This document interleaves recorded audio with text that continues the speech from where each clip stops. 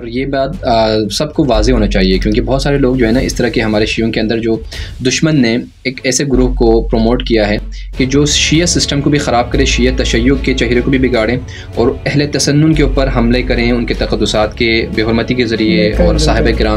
کرام کی بے حرمتی کے ذریعے، ان کو برا بلا کہنے کے ذریعے۔ تو اہل سنت بہت سارے علماء کو تو پتہ ہے کہ یہ کس کا کام ہے، لیکن عام عوام کو یہ بات پتہ نہیں ہے۔ اس وجہ سے عام عوام انہی لوگوں کے کلپس اٹھا کر دیتے ہیں کہ دیکھو شیعہ کیا کہتے ہیں صحابہ کے بارے میں اور ازواج رسول کے بارے میں۔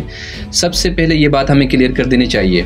کہ رسول اللہ کے نگاہ میں اصحاب کی جو عظمت ہے، ٹھیک ہے نا۔ امام خمینی سے پوچھا تھا، ہمارا رہبر وہی ہے امام خمینی، ہم کوئی بابوں کا ماننے والا نہیں، جیسے انجینئر مرزا کہتے ہیں نا کہ ہم بابے کے ماننے والے نہیں ہیں، ہمارا کوئی اعلیٰ حضرت نہیں، ہمارا اعلیٰ حضرت جا کے امیر المومنین علیہ الصلوۃ والسلام ہے، ہمارے 12 امام ہمارے اعلیٰ حضرت ہیں۔ ہم اپنے مجتہدین کو بھی اعلیٰ حضرت کہہ کر نہیں پکارتے، حالانکہ ایک مجتہد کو مجتہد بننے کے لیے 7 سبجیکٹ میں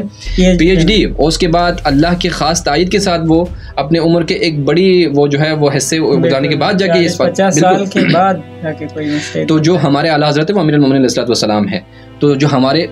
رہبر ہیں امام خمینی علیہ الرحمہ جو ہے، انہوں نے یہ کہا تھا کہ جب ان سے پوچھا گیا کہ آپ اصحاب رسول اللہ کے بارے میں آپ کا کیا کہنا ہے، یا آپ کا کیا جو ہے وہ موقف ہے، یا ازواج رسول کے بارے میں، تو انہوں نے کہا کہ جو موقف، جو عزت رسول اللہ کی نظر میں اپنے اصحاب کے ہیں وہی ہمارے نظر میں ہے۔ جس طرح سے رسول اللہ اپنے اصحاب کو دیکھتے ہیں اسی طرح سے ہم اپنے اصحاب رسول اللہ صلی اللہ علیہ وسلم کو دیکھتے ہیں۔ تو یہی ہمارا موقف ہے، یہی تشیع کا موقف ہے۔ اس کے بعد اصحاب رسول کی کوئی بھی توہین کرتا ہے، مقدسات کی توہین کرتے ہیں، تو وہ شیعوں میں سے نہیں ہے۔ یہ کلیئر کر دیا ہے آیت اللہ خامنہ جو ان کے بعد اس وقت سپریم لیڈر ہیں، اور انہی کے حکم پر یہ جو حملہ ہوا ہے، انہوں نے بھی باقاعدہ طور پر کہا ہے کہ شیعہ سنی کو متحد ہونے کی ضرورت ہے، اور اس اتحاد ہی کے ذریعے ہم دشمن کو پسپا کر سکتے ہیں۔